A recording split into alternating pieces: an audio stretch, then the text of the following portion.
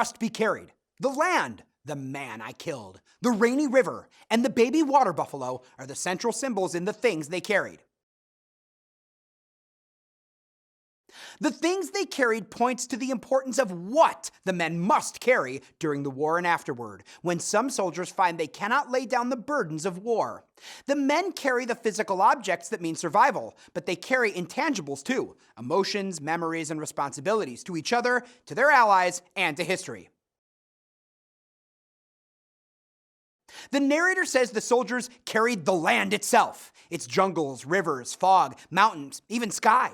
The land of Vietnam is more than a setting. It's another character in the war, and thus the stories, and it haunts the American soldiers. The whole country, Vietnam, the place talks. It truly talks. The land also takes on symbolic value, sometimes an enemy and other times a seductive force. The land can represent home or tomb, beauty or brutality. The land is so powerful that it consumes several of the characters. The man whom the narrator killed, in The Man I Killed, symbolizes the futility of war and the needless loss of life, and potential on both sides of the conflict. The qualities that the narrator imposes on the dead man are similar to the traits he uses to describe himself. It could have been the narrator, or any of his fellow soldiers. The rainy river is where the narrator experiences his moral dilemma about running to Canada or reporting for duty. The name of the river connects the narrator's pre-war dilemma with the moral dilemma faced during the monsoon and the shelling that sucks Kiowa into the muck. The rainy river comes to symbolize courage.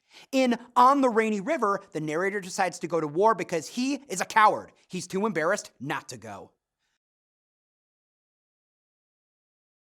Finally, the baby water buffalo is one of the book's most poignant symbols of the terrible effects of war on the soldiers.